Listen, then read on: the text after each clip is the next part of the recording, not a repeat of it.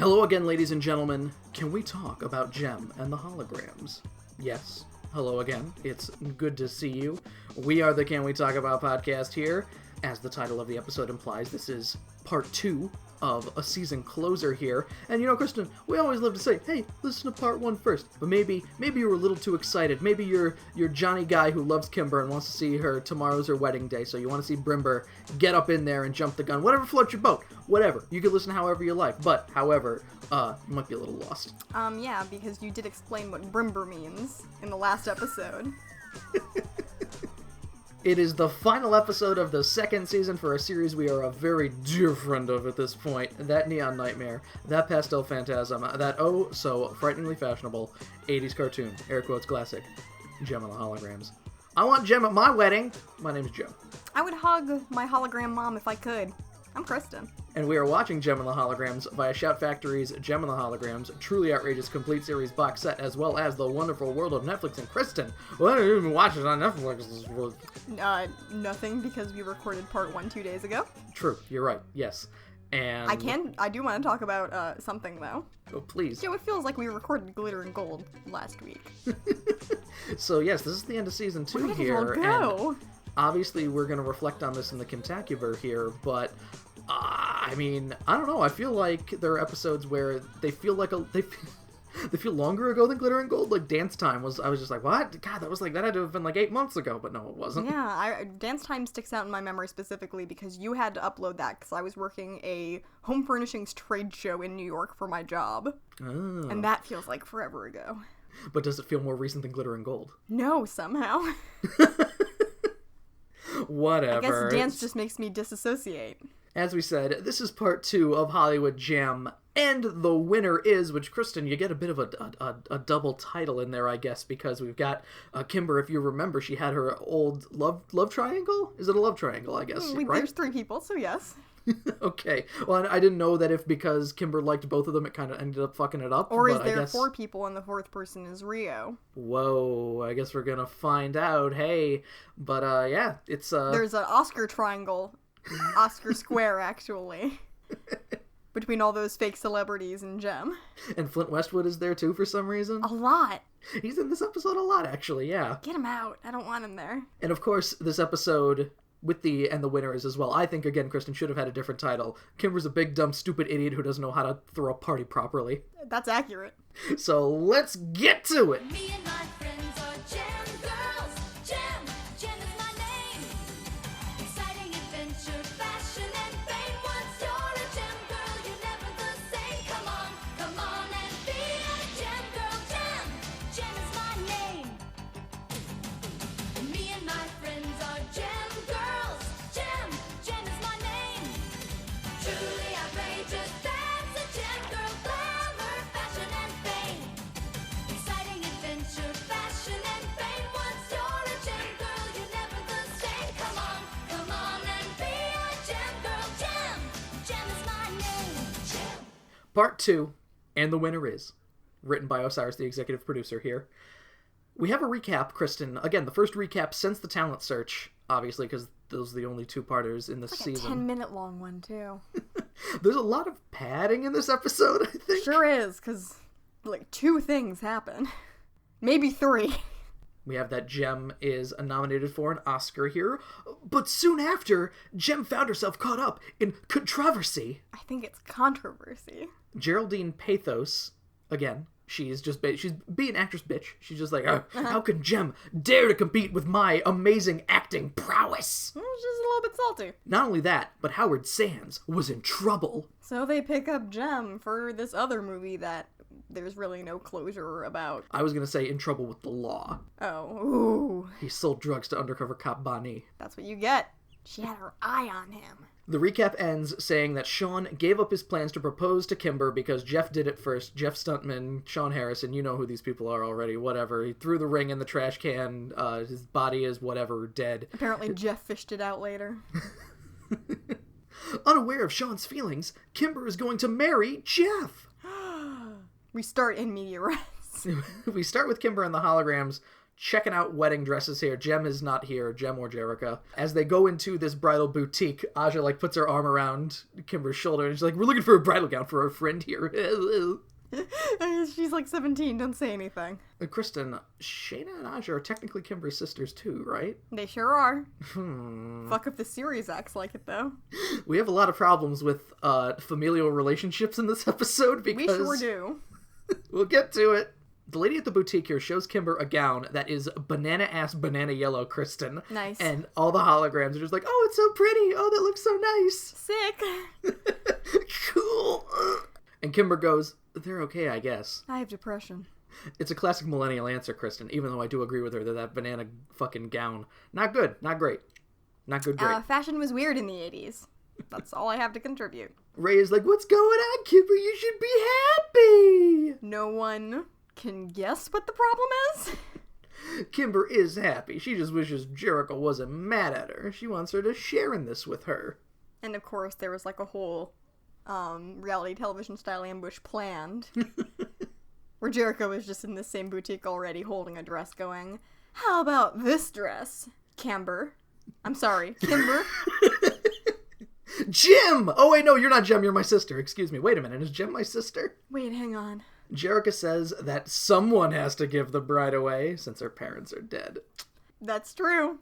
I guess that's the best courtesy that Jerica could have done for Kimber in this situation. And then Jericho immediately goes back into mom mode here, where she's just like, even though I don't agree with what you're doing, I want to support you.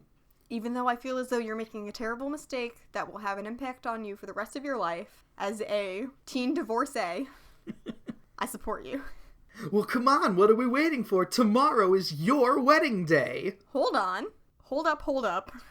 Tomorrow?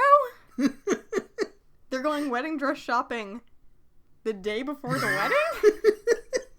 All right, Kristen, as someone who worked in weddings for a little while, they take a long time to plan. Mm-hmm. Take a bit of time to plan. Joe, can you think of the main reason why you wouldn't buy a dress the day before your wedding? It needs to be, I'm assuming, like, hemmed? Maybe? Is that the word that I want to use there? Hemming is when you take length off of the bottom, so typically, the all-encompassing term is that alterations would probably need to be made. Yes. Because, your chances of finding a wedding dress that fits you perfectly, just on the rack in the store, slim as hell. Luckily, Jericho picked up a dress that had a tag on it that said perfect for a 17-year-old girl. It's Kimber-sized. Oh, that's interesting. I think, basically, the holograms are doing the alterations, like, in the store, in the music video here. In the music video, when they say, like, let down the hem, Rhea literally just picks up the edge of the dress and then puts lets it back down. That's not how hemming works. Song number 1 of the evening, Tomorrow is My Wedding Day, which we will be playing for you right now.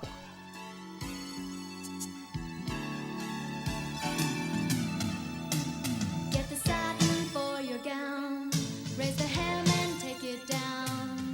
Tomorrow is my wedding day. Tomorrow is my wedding day. Something borrowed, something new. Something big is coming through. Down the aisle I'm heading. Tomorrow is my wedding. Let the church bells ring. I've got my guy, he's got the ring. Down the aisle I'm heading. Tomorrow is my wedding. Something borrowed, something new. Something big is coming through. Down the aisle I'm heading. Tomorrow is my wedding. Something borrowed, something blue. Something big is coming through. Down the aisle I'm heading. Tomorrow is my wedding. Hashtag just bride things. Shut up. We have Kimber, yes, getting helped into the gown here by basically everyone. They were attempting to affix pieces that should be just sewn on. We got Something Borrowed, which is a necklace here. Something New, which is the garter, I guess. Is that how that works usually? Well, first of all, gross. Because we know if this wedding had gone through, Jeff would have been pulling that garter off with his teeth at the reception. True. Because that's a gross thing some people do at weddings. Believe me, I know, Kristen. I've seen it. I hate it. We've got Doves carrying a pink car. I thought something blue was the other thing. What's the blue thing she has? Her eyes.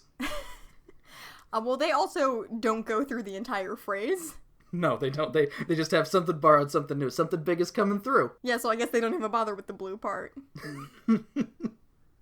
We've got a lot of imagery of, like, doves carrying a pink carpet to the wedding area here, or the part where the wedding happens. Whatever that, the steeple? What is that? I don't know. For someone, I worked photo booths at weddings, Kristen. I've been to 2 weddings and both of them have been our moms. We got more birds, let the church bells ring. Hey, there's my guy. He got the ring, which is, Jeff has the ring that Sean bought, Kristen. She fished it out of the garbage can. Even though there's a different ring we find later that Whatever. Sean has. Kimber's flying around on a fucking carpet carried by birds. We got kissing and cake and it's weddings, Kristen. Wow, there's More birds. Tomorrow's her wedding day. If you asked a 17-year-old girl what she thought a wedding looked like, I'd be flying on a carpet carried by doves, duh. and there'd be a church and the bell would be ringing constantly, and there'd be cake, and all my friends would be there. And we've got the end shot of the music video here is Kimber kind of like running down the aisle, kind of like with a smile on her face, and then she throws the bouquet like she's fucking LeBron making a pass. Sick. Kobe. All the holograms tell Kimber, good luck! Down the aisle she's heading. Tomorrow is her wedding. I do like that there's the them all being like, good luck, Kimber, and then we get the final thing of the song before switching scenes here. Yep, there we go. So, as of right now, Kimber's pretty hype. She goes through a roller coaster of emotions between now and her actual wedding. Rio's here to bring her down, though. He does okay in this episode. He could have been a lot more of a dick. Very true. We join the set of Future Rock. Kimber arrives as Rio looks like he's setting up lights or something, so What? Howard... Now suddenly he's back in his niche. Rio's just like, why couldn't I be in this movie? Now I'm setting up lights again? Fuck. This sucks. Kimber strolls on over and, not seeming to understand terminology anyone would use, she says, Rio, I wanted to apologize for popping off at you. Let me pop that shirt off real quick. Yeah, that's the problem. It's always sunny how you said. I now associate the word popping, or the phrase popping off, with taking something off. I removed myself from you, Rio. I'm so sorry. Interesting. Rio knows what she's talking about, though. He was hip to the teen slang. Rio's like, well, I seem to remember a few times where I've popped off at you, so apology accepted. I'm not apologizing to you, though. That's my favorite part, is he didn't have to apologize for that. Kimber's just like, sick. I'm into it. Kimber is here to invite Rio to the wedding. This is the first Rio's hearing of the wedding, so What he's the like... hell? So No one tells him anything. So he's like, oh, cool, you and Sean are getting married, huh? And Kimber goes, ah! No, well, you know how you said Sean just then? It's the other one. Oh, so Hot Pants from Glitter and Gold. Cool. Yeah, what happened to that guy? You know who Jeff is, right?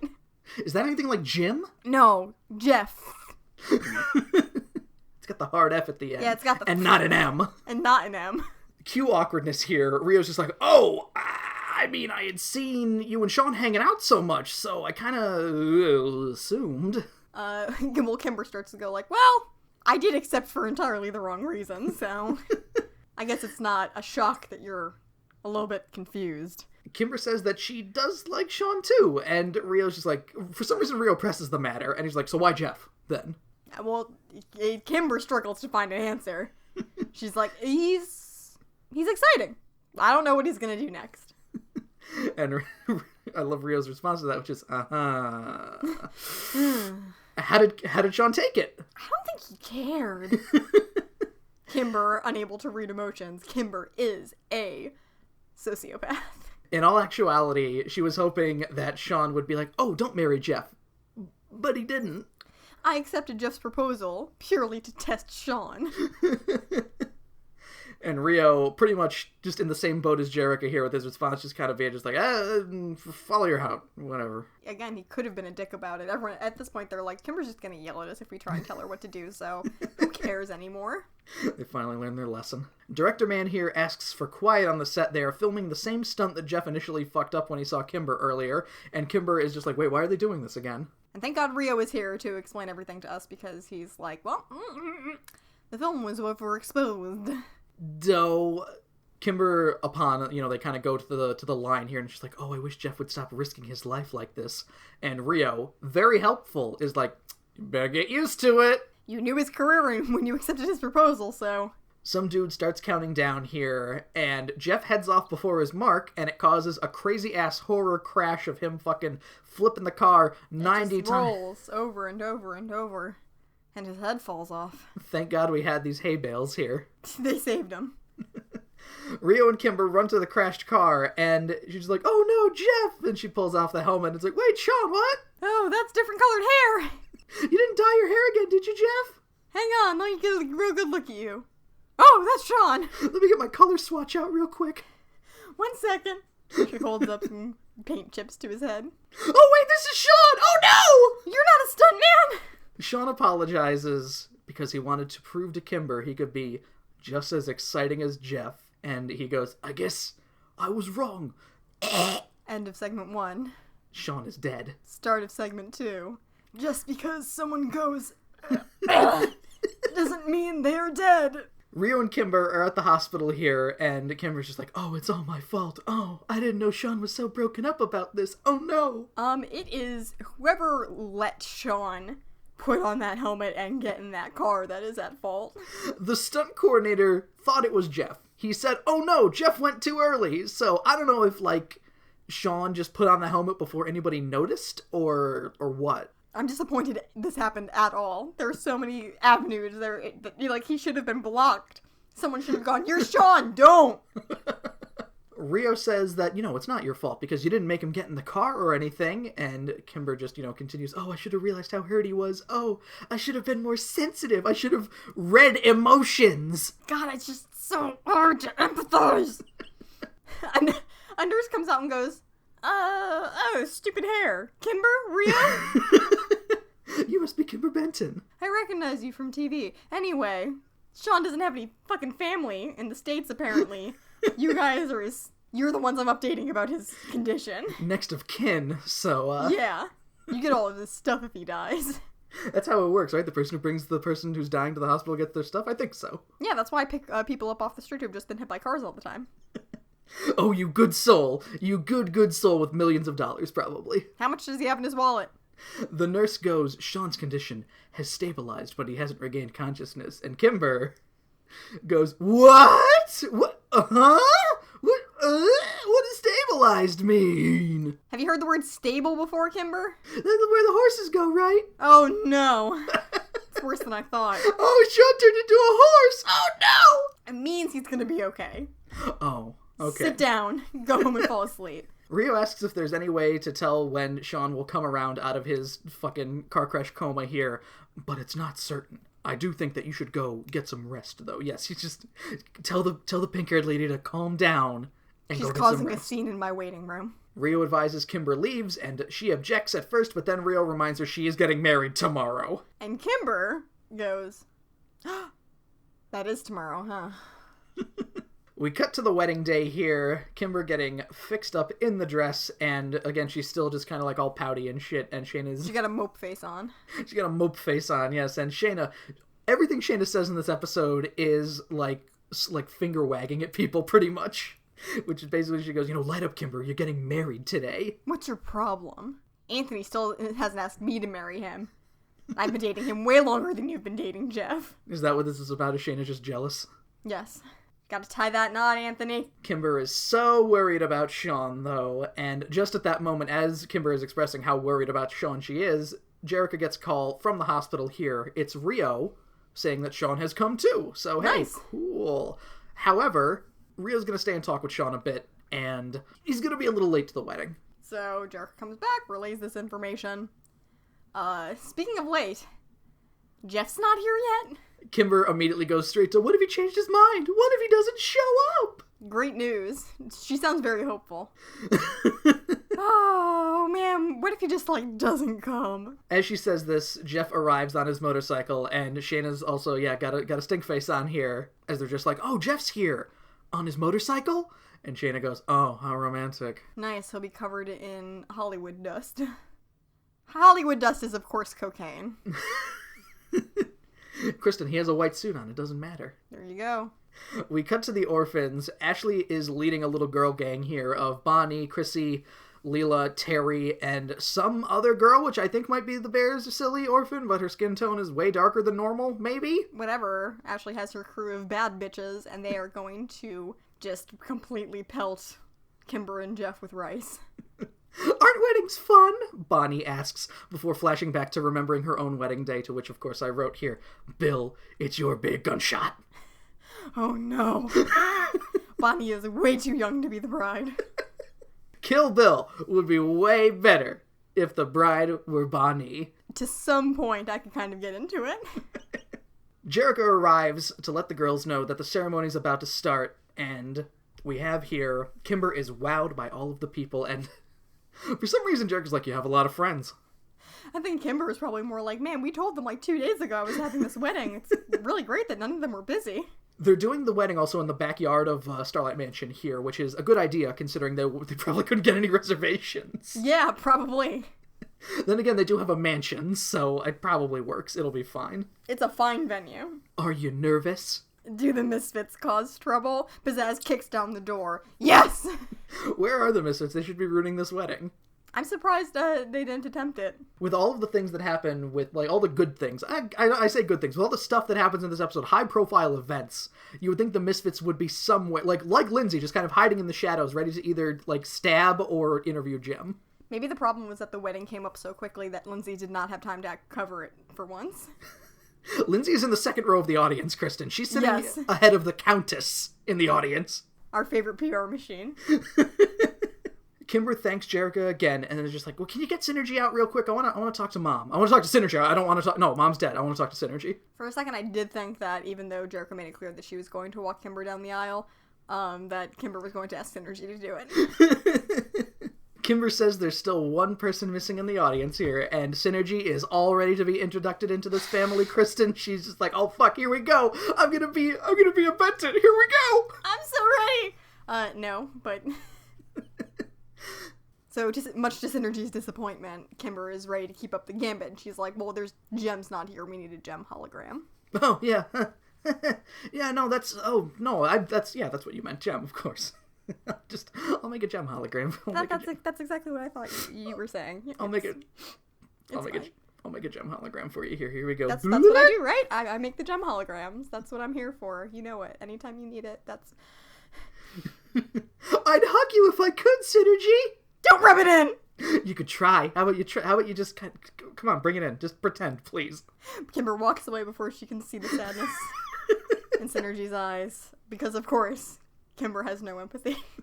So the Gem hologram is made, and she walks down the aisle basically, 3 seconds before everything starts here. So Gem gets to be fashionably late, and everybody can be like, oh, that's Gem. Oh, is that Gem? Wow. Everyone oohs and ahs. Here's where I pointed out, yes, that Lindsay is sitting in the second row next to Ashley, by the way. So none of the other orphans get to be in the second row, just Ashley. Well, Lindsay has been chit-chatting about possibly adopting Ashley as a small Lindsay. Which is sad because Mini Lindsay is another orphan.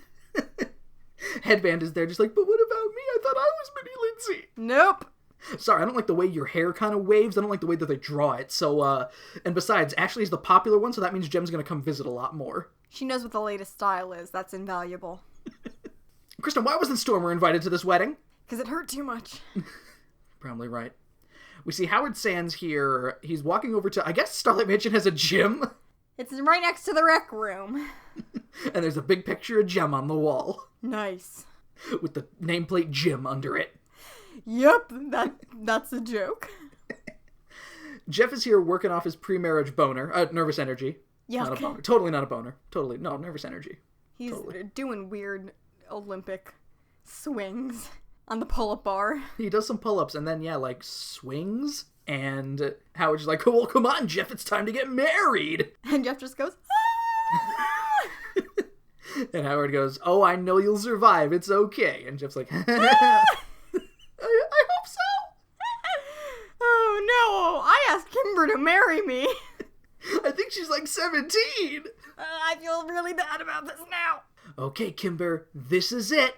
Kimber asks where Rio is for some reason as well. And Jericho's just kind of like, can you focus on your wedding for 1 second, please? It's time. Here we go. I'm surprised she didn't turn to Jericho and start going, but do you think Gem's going to win the Oscar? Song number 2 of the evening, Happy Ever After. Kristen, I believe I described this song to you when I watched it a few weeks or months ago, whenever I first, watched it here after a refresher. This song is Kimber turning into Job from Arrested Development, realizing she has made a huge mistake. There are so many, horrific for how happy this song is, fading in and out of, Kimber imagining her terrible future with Jeff and how his career is so dangerous and how maybe he'll die someday and whoa, but what will my life with Sean be like? It's a short walk down the aisle where you realize that you need to spend the rest of your life with this dude. And you're not even sure you like him. Kimber, yes, has visions of the future at 50% opacity over her face of a calendar going where there's a kid in silhouette with the both of them there and Jeff risking his life. Her leaving Sean behind, and pushing him down into the dirt. And as well, of course, the very important thing of Jeff being asleep at the theater while Kimber's like, yay! And then she sees Sean in the audience also going, yay! And she's like, oh no, I married someone without culture. We have an image of Kimber in her wedding dress walking with Sean and then getting all spooked when it turns into Jeff. And again, very clear. She's just like, uh-oh. Oh, no. Oh, fuck. Oh, Jesus. Oh. My favorite part is very shortly once we get to the I do's.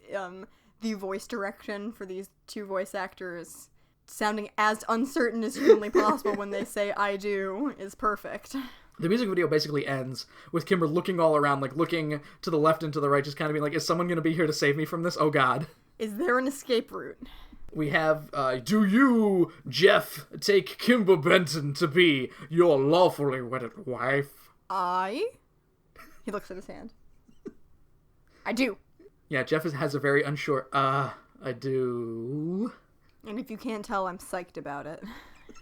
Do you, Kimber, take Jeff Stuntman? Is that your last name? Is that really your last name? Jeff Stuntman. Okay. I forgot that we actually got his last name, and it is right. It is Jeff Wright, yes. But who cares? Take to be your lawfully wedded wife as well. And then Kimber starts to go through happily ever after again, imagining what her life could have been like with Stormer. Oh, excuse me. Yes, husband. Whatever. Do you? The short version from Spaceballs. Do you? Well, Jeff already said yeah, so I guess I kind of have to too, right? No backing out now. Kimber has, a very similar, just kind of I do, I guess. Yes? Alright, this wedding is happening. Speak now or forever hold your peace, my dudes. The priest is very cool. He's got sunglasses on. He's gonna go hang 10 in a bit. Yeah, nice. We hear the sound of a motor kind of pulling up here, and Rio in his glitter and gold outfit. Crashing through the back of Starlight Mansion. Rio's in his glitter and gold outfit here, because I guess he couldn't get anything else for this fucking wedding. He had it in the back of his van already. Wait a minute, why did he take the time to change to the glitter and gold outfit? Who knows? Anyway, he objects, and the priest is like, on what grounds? And Rio says, man, another fun episode of people leaving out the keywords of the thought that they are attempting to convey. Rio gets down on one knee, takes out a ring and says, because I'm here to present Kimber with another proposal of marriage. What? At least this misunderstanding lasts 30 seconds. Segment 2 ends with Jericho like, what? You want to run that one by me again, Pacheco? Segment 3 starts with Jericho saying, hey! What? I like how the misunderstanding actually lasts a little longer because Jericho's like, Rio, could you explain yourself here? And Rio goes, I think the ring speaks for itself. Instead of going, this is Sean's ring. This is from Sean. I'm delivering it because his legs are gone. Kimber's flattered, but Rio, I don't like you in that way. Rio goes, ah! Mr. Proper Noun there. Whoops-a-daisy. Might be little vague there. I understand. This is actually a proposal from Sean. Yeah, Sean's now on 2 peg legs. He's still learning how to balance. So he asked Rio to drive through the front of Starlight Mansion and propose for him. I thought he didn't care, Kimber says, after she was literally there to see how much Sean cared when he crashed the fucking car. I forgot already. I forget a lot of stuff. I should probably see a doctor. I think I hit my head, a lot. Kimber starts reaching for the ring that Rio is presenting here, and then notices the wedding ring on her own hand, and is just like, oh, fuck, I'm getting married, that's right. Oh, man, that's the second time I forgot that, and I'm in the middle of it now. She turns to Jeff and goes, Jeff, I'm sorry. I can't go through with it. Jeff is like, that is a relief. Thank you. Jeff understands, and Kimber's like, wait, you do? And he's just like, I did a lot of thinking on the way over here today while I was working off my boner. My nervous energy. In the past 2 days I've had to think about this. I suddenly realized it was a big mistake. I don't know if I want to give up my carefree lifestyle, my bachelor lifestyle. I want to... I'm getting my fuck on 24/7. And I can't tie myself down to one lady. You understand? And Kimber's like, as someone who has dated everyone, I do understand. This is what happens when your fucking wedding is 2 days after the proposal as well. Yep. Luckily, everyone seemed to have sorted out their thoughts very quickly and come to a calm and polite understanding with no bad will. Yeah, Jeff was having second thoughts too, but he didn't want to disappoint Kimber, so the fact that Kimber was also having second thoughts, like, oh, cool. Whew, that's all right. This is great. Yeah, Kimber goes, maybe it's for the best. I kind of want to go see Sean now, and Jeff is just like, I need to get the fuck out of here, so let's go. I'll take you. So they just leave, and Rio was like, well, all right then. That wrapped up pretty nicely. Cool. Jerica comes over and starts teasing Rio about this, about just, coming over, probably about looking like he proposed to Kimber without the use of a proper noun here. Yep. And Rio's just like, I hate deception, I despise liars, but I can't stand to see people make mistakes. I'm just that good of a guy. But he's not talking about Kimber. He says, then, Jeff, he had his whole life ahead of him. And then Jerica just blows off that comment completely by going, I don't know, marriage might be pretty good. And Rio's like, not in front of Jim, please. Then the orphans start pelting them with rice because they're pissed they didn't get to see their happy ever after. Do you think in a different world where maybe they didn't know there was going to be a season 3, this episode ended with Jerica and Rio getting married instead? No, I think leaving it ambiguous like this to where, like, it's kind of the thing like, oh, marriage might be nice, is, like, that's good enough for... I mean, that's the thing, cartoons don't really have a lot of continuity to speak of. Even something like Transformers had trouble keeping track of what characters were dead after the movie. That's because they didn't try very hard. You can write those things down. If you just have a list that says, these ones are dead, there you go. Your continuity is saved. That's not going to stop him from showing up in background shots, Kristen. Apparently. We already have these assets, just use them. We fade to the hospital here. Sean explains to Kimber he didn't want to lose her, and I assumed that this meant that the whole, proposal thing was a ploy just so he could stop the wedding. But nope, he actually was like, I'll do it. I'll marry you if you want. Let's do it. And Kimber reveals here, well, she says first, I'm all weddinged out, but thanks for asking, but... Well, thanks, but nah. But she reveals here, Sean, I wanted to get married for a lot of reasons, and none of them had to do with the people I was trying to marry. So... Kimber has 3 things here, Kristen, that she lists, and... So, okay, I understand some of them here. First one, I wanted to get out from under Jerica's influence, which... That's her lashing out, I guess. Yeah. Which... She was mad because Jerica tried to tell her what to do. Which runs contradictory to the second thing that she says. I wanted to be adult. Take a look at Banner, Michael. missing a word there, Kimber. Yep. She wanted to feel like an adult getting married. Okay, whatever. Again, contradicts the first thing. Third thing, which contradicts the second thing. I wanted to have a big party. I wanted to have a big party. I wanted to have a big party. I wanted to have a big party. I wanted to have a big party. Kimber says they need to wait and learn a bit more about each other. How about? Kimber says she wants to get married for the right reason. Partying. No, not partying. the other thing. Yeah, not partying. Not partying. Okay, I want to get married to not have a party, so if I don't want to have a party, I should get married. Yes. No. Wait a minute. Hang on. I'm really stuck on this party thing. I'll figure this out eventually. Don't worry about it. Just let's smooch. Sean agrees. Not that marriage should be about partying, but, whatever. Oh, God.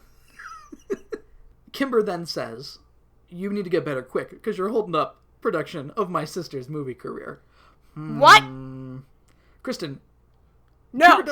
Kimber does this 3 times in segment 3. Kimber. She's had this problem before, where she can't really... Again, she had this problem in part 1, where she called Jerica Gem, so... Jem has this issue, too, sometimes. Jem's not your sister, Kimber. Jem's not your sister! That's basically what this boils down to. Luckily, So, Sean's an idiot. and he doesn't realize. So, we cut to the world-famous Kristen. Kennedy Center. We cut to the Kennedy Center. Jem is shaking hands with the president here. I'm sorry, that's Flint Westwood, who professes that he loved Starbright. He's just like, I hope I hope you'll enjoy the show. And he's like, oh, I did. Twice. It made my day. Stop doing that. Flint says that Jem has his vote, and then here comes Francois. Oh, Francois Trujillo. Here he is, being a shit-ass here, just being like, oh, here I am at the famous Jem premiere. Oh, you know who I don't care about, Jem. Let me tell you all the problems that Jem has. I have a full list here of all of the things that make Jem a shit actress. Absolutely worthless talent. So, Jem asks here, and I don't know why this exchange takes place, because they both basically have dunks for each other, but like... They trade dunks back and forth. They trade dunks, but they shouldn't have traded dunks when Jem asked the question, Francois, why did you come today? I was invited. Because I invited you. Every member of the Academy was invited. I don't understand. So their argument ended up sum zero. Basically, whatever. They both knew the reason he was there, and she asked that question anyway. Because the audience needed to find out, I guess. Francois says that he's happy to tell his opinions of Jem to anybody who will listen, and basically this incenses both Flint and Rio, and they get into the thing here where they both try to go through the doorway at the same time, and their like shoulders are all kind of like pressed up against each other because they both want to kick his ass so badly. Gives Jem an opportunity to grab both of them.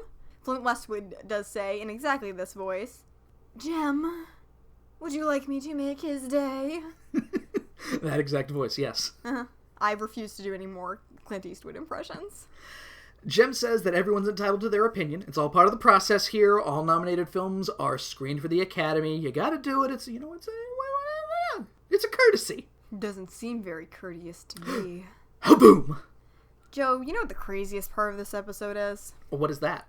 Everyone seems like they're pretty certain Jem can win an Oscar.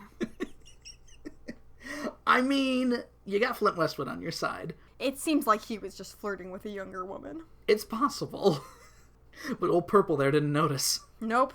Too busy trying to defend Jem's movie honor. Jem greets everyone to the Starbright screening, and I guess we find out that the movie was called Starbright here. And, like, is that finally confirmed? Like, I'm pretty sure they said in the I'm pretty sure they said in the Starbright episodes that it was called Star... Well, I mean, this goes back to the whole thing, Kristen, to where the movie started as Starbright, became the Misfits hit it big, and then they started their own movie that also ended up being called Starbright. I guess so. So, whatever. It's officially called Starbright. We're not going to worry about it. Francois is taking some time to talk to a Misfits reject here, basically. It's just Clash in disguise.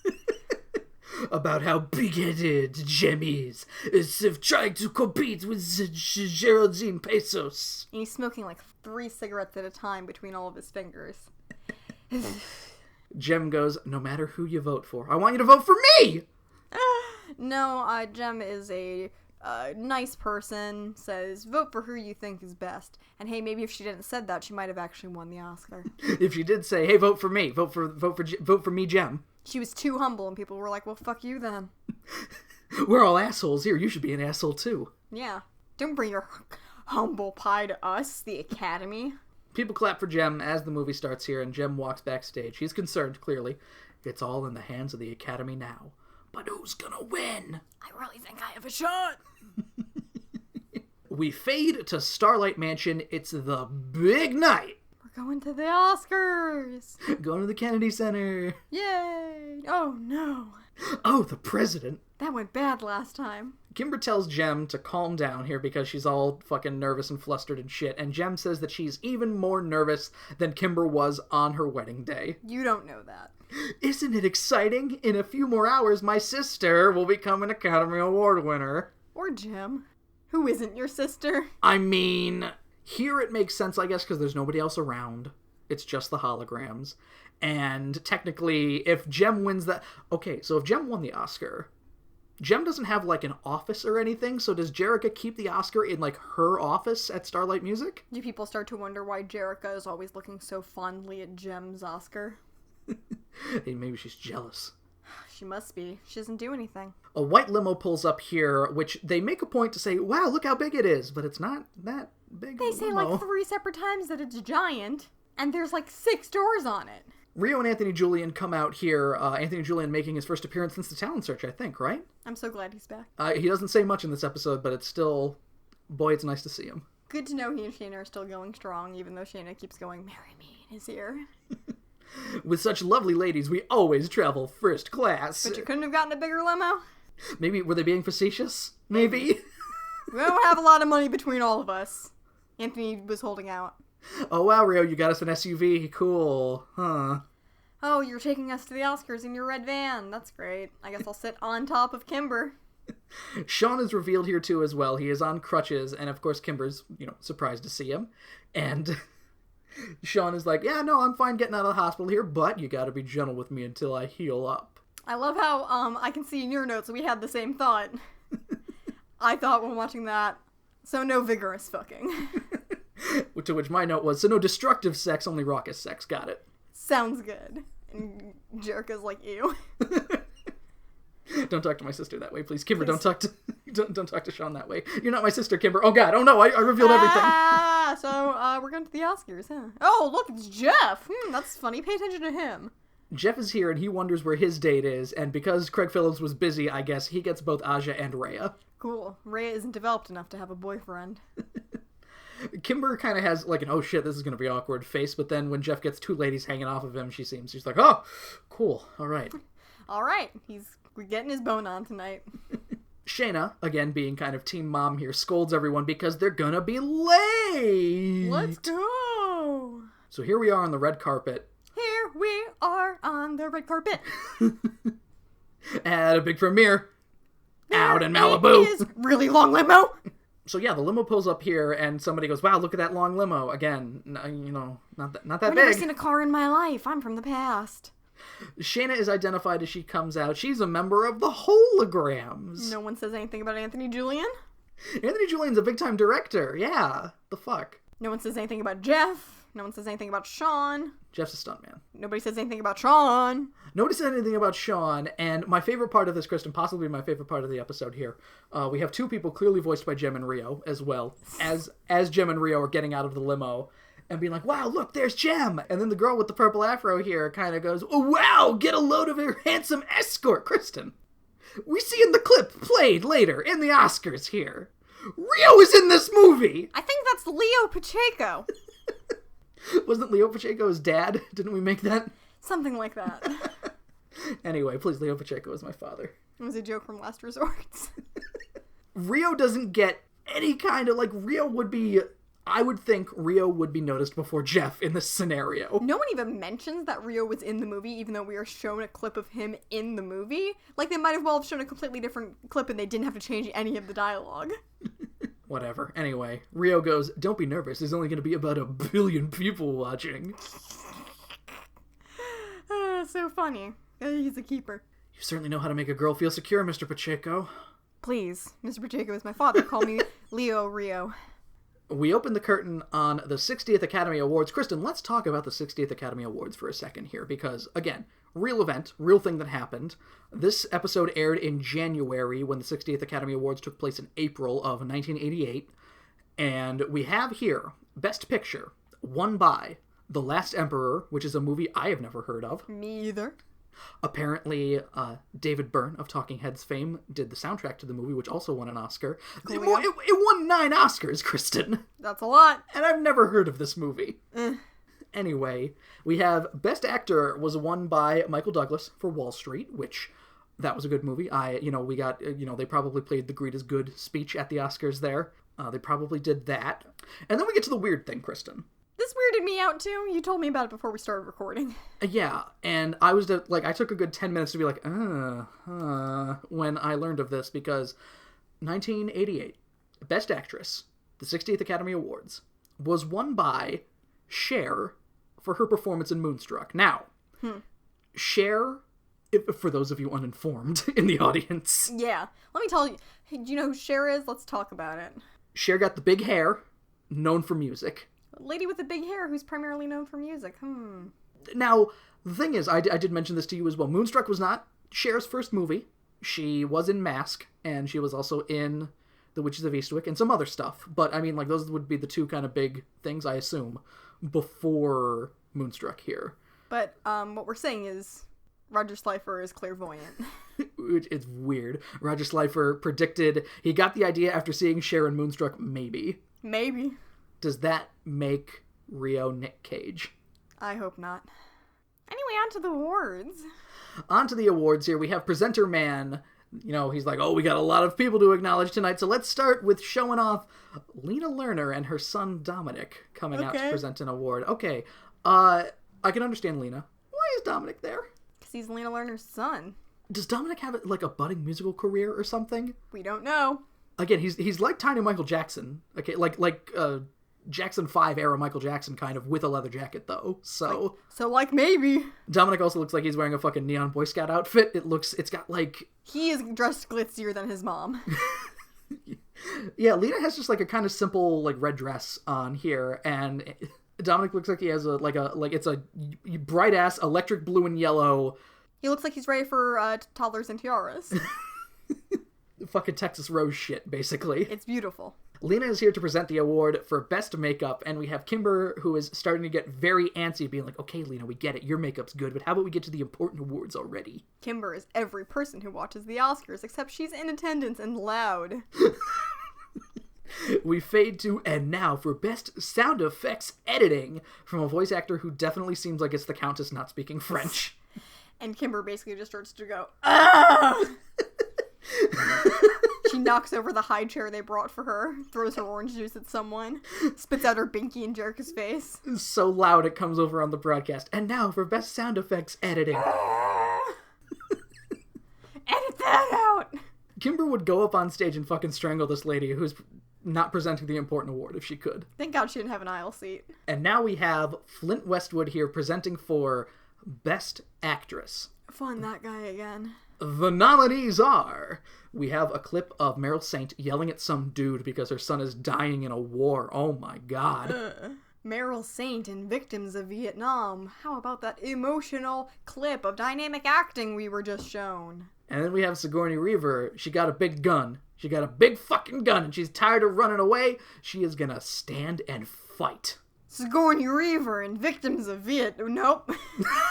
Wait a minute. Poltergeist Aliens Part 4. We've got Geraldine Pathos cradling some crying dude, whatever. Geraldine Pathos in Victims of Vietnam. Poltergeist Aliens Heartland of the Homeless. Part 10. And finally we see the scene in Starbright here where... The only scene we've already seen from Starbright. Johnny, oh, I love roses. Yeah, it seems like you got enough men sending them to you. No, wait, Johnny. Don't go. My name is Johnny Stone. Have I mentioned that? And finally, Jem in Starbright. So there's a spotlight on Jem, and Kimber is screaming and clapping over her head, and Jem is like, stop. Please stop. Calm down, please. See, this is extra embarrassing. The envelope arrives. The winner for Best Actress is Jem Ruldine Revaint. What? Oh, I was holding the card upside down, excuse me. Michael Douglas for Wall Street. That's the wrong thing. Geraldine Pathos takes the stage for some reason as everyone kind of comforts Jem, and everyone kind of is just like, you know, Michael Douglas is getting up and he's just like, what's going on? What's going on? Why is Geraldine Pathos on stage? Well, I'm confused. So basically every single person who's sitting around Jem, after seeing all 4 of those clips of acting, is like, we were so sure you were gonna win, Jem. Geraldine says that this is the proudest moment of her life, and then she goes, woo-hoo! And the crowd's like, ha ha ha ha, stars, they're just like us. It's nervous laughter because Michael Douglas wants to get up on that stage and they're not going to let him. Someone needs to escort him off to the side. It's not your turn yet. Geraldine says that there was stiff competition this year. So much so that she ended up popping off her shirt at Jem when she shouldn't have. Popped my shirt off at Jem. That wasn't professional. It was on live television. She apologizes and... You know, she wanted the award for so long that she went a little crazy. But this is my award, and I won it, and I proved myself right, you pink bitch! So if you thought that I was gonna, like, give it to you out of the goodness of my heart, guess what? You have another thing coming! So Jem stands up and gives a standing ovation for someone calling her a pink bitch. She's like, I deserve it. At least someone had the guts. So in the middle of this standing O, Jem actually used it as a trick to get everyone else to stand up so that she could leave without anyone noticing. Kimber is also all arms crossed and pissy, being like, why did they give her the award? Why didn't they give it to Michael Douglas? Okay, get over it, Kimber. Jem's like, no, she deserved it, and yeah, bounces out of there. She's in the powder room, crying, as Kimber comes in to comfort her. And they said you weren't the world's greatest actress. Ugh! Oh, Kimber, I wanted to win so badly. It was my first movie. You'll always be a winner to me, sis. I'm younger than 25, definitely. How could I not win an Oscar? Also, you're not my sister. Yeah, stop saying that. I guess it's true what they say about misery and company. And Jim goes, what? I was so invested in my own emotions, I didn't realize that there were a bunch of other women crying in here. How sad. Jem and Kimber come out of the powder room here. She's ready to leave. It's been a fucking exhausting day. And some asshole. Some dude from the Hollywood Chamber of Commerce comes over like, hey, Jem, you didn't win your award. Tough break, but hey, how about this shit? We got a consolation prize for you. How would you like to have a star on the Hollywood Walk of Fame? Who is this guy? So we cut to Pizzazz at this point. She is sitting alone, quietly, reading a book, when she senses something. Something is not right. Jem has just been offered something that she will more than likely never have. Her eyes go wide, like pure white light flying out from them as she tears the book in half and hot lava spews from her mouth. Kristen! The Misfits Hit It Big Part 2, Surf School, coming this summer. I would watch it. I like the surf school part best. So we see everybody's at the star here that was on the Hollywood Walk of Fame, and Rio goes, looks like Hollywood Jem is here to stay! Oh, we're doing this again, huh? Song number 3 of the evening. Hey, look, it's Jem, Hollywood Jem. Doing the talk shows, posing for stills, going to parties in Beverly Hills. I keep doing... That's the second line. What's the first one? Totally awesome, stylish, and hip. Stopping traffic on Sunset Strip. There we go. Yes, that one. So we start with a few different visuals, and then it just turns into the same music video from the last episode. Although I noticed, Kristen, they didn't mess up the assets this time, and the car is not blocking the Welcome to Malibu sign. I noticed that too. Interesting. That's why they redid the entire thing. In the There She Is out in Malibu. Yep. So we have a laser carving the Jem star, but not the Jem star earrings, the star for Jem on the Hollywood whatever. Whatever. And we see Jem and company attending the premiere of Future Rock, right at the scene where Jem delivers her big line of, you have no right to detain him. What's this movie about again? Having no right to detain someone. I think so, yeah. Thought police. Jem is standing on top of the Hollywood sign, and that's it. That was Hollywood Jem, Kristen. Truly, it was outrageous. It certainly was.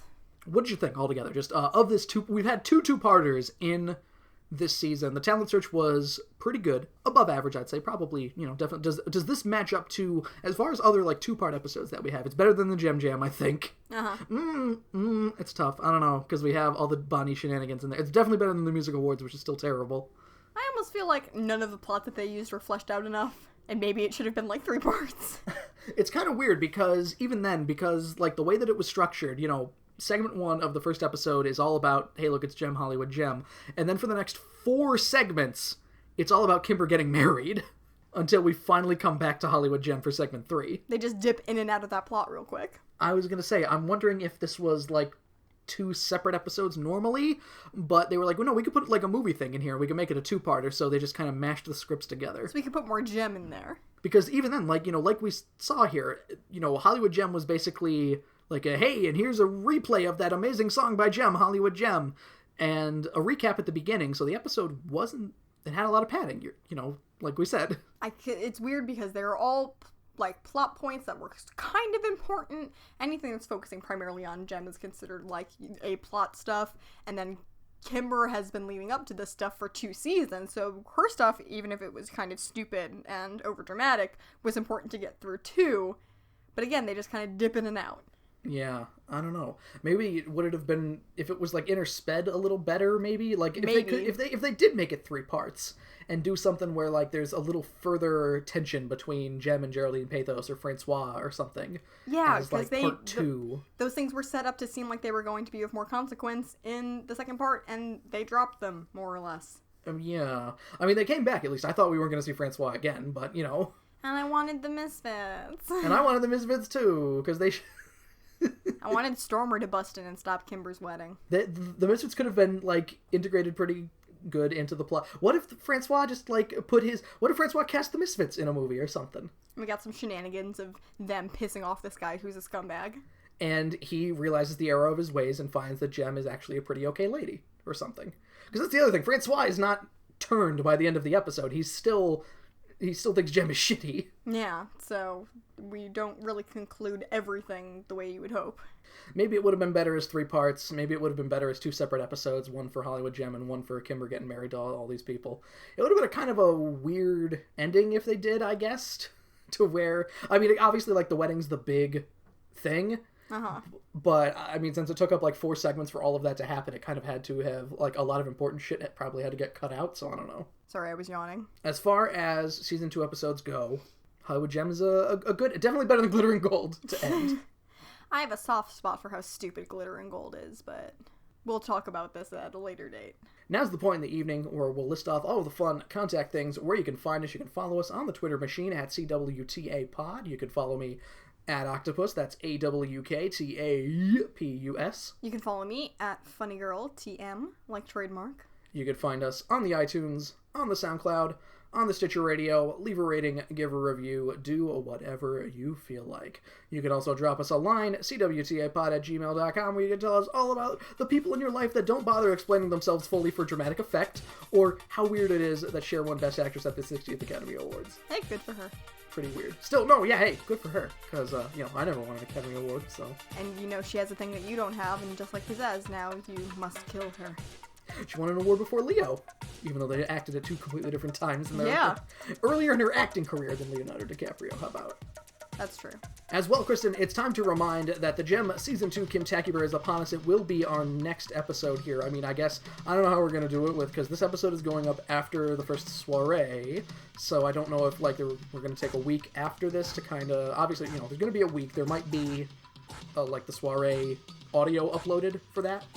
And then a week after that is when we will be doing the Kim Tacuber again. We will be recording on the morning of June 25th. So send us in anything about Season 2 of Jem that you love, you like, you hate, you find hilarious, whatever, your best characters, best songs, worst everything, terrible animation, how much you fucking hate Paul Dini, because oh my god. How much you hate people's fetishes being impressed upon you. Send anything you like to cwtapod@gmail.com or at cwtapod on Twitter. Again, we will be, of course, putting up reminders and such because, hey, we gotta let people know that the Kim Tacuber is coming. Yeah, I hope you're ready to hear us write some more songs. We're gonna be doing that again. It's gonna be fun. It's gonna be going back to the Jem Bible to look at stuff. It's gonna be a good time. That'll be what we have next, the Jem Season 2 Kim Tacuber. So please join us for that. For the Can We Talk About podcast, my name is Joe. I am Kristen. And we will be getting Kim Tacular all over you at the Kim Tacuber. So Kim Tubular. Kim Tubular. Checks in the mail.